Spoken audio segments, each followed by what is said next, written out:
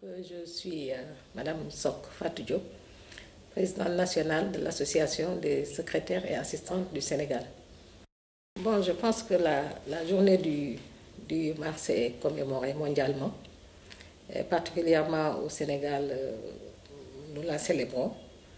Et comme j'aime à le dire, c'est une fête qui est célébrée par une frange de femmes de la population que je citerai malheureusement, ce sont les femmes politiques. La société civile n'y est pas très représentée.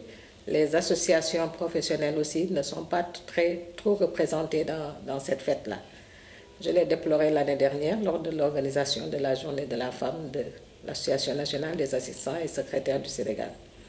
Donc c'est un événement qui concerne, je pense, toutes les femmes. Et de ce fait, nous devons être, nous aussi, en tant qu'assistantes de direction, vitrine de l'entreprise et de l'administration publique, être invités à participer à l'organisation de cette fête.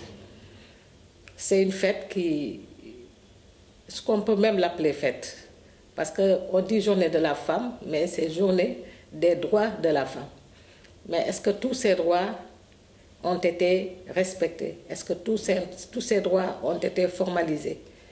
Au Sénégal, nous parlons d'autonomisation. Je pense que pour l'autonomisation, il nous reste encore beaucoup à faire.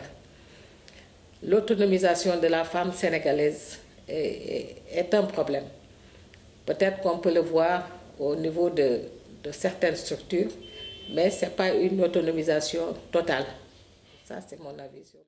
Moi, je crois qu'au lieu de la fêter comme une fête, si je peux me répéter, je crois qu'il faudrait mieux que nous débattions sur les problèmes, les maux qui sont liés à la femme, les revoir, les remettre sur la table, essayer de les formaliser.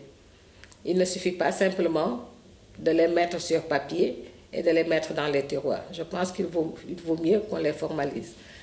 Le président de la République avait déclaré que cette année ou son prochain mandat sera axé sur la jeunesse et sur les femmes. Et on souhaiterait bien nous voir, nous femmes, dans ce mandat-là, dans ce mandat qu'il dédie aux femmes et à la jeunesse. Qu'il vaut mieux continuer à responsabiliser les femmes. Parce qu'il y a des femmes valeureuses, hein, des femmes dynamiques, des femmes qui peuvent participer à l'émergence de ce pays. Mais nous avons noté que tous les postes de responsabilité sont donnés aux hommes. La femme, par essence, est une personne qui se donne à cœur ouvert. Elle se donne corps et âme pour réussir un travail ou réussir une mission. Donc je pense que de ce point de vue-là, il fallait un peu, les responsabiliser, les essayer, entre guillemets, pour voir ce que ça peut donner.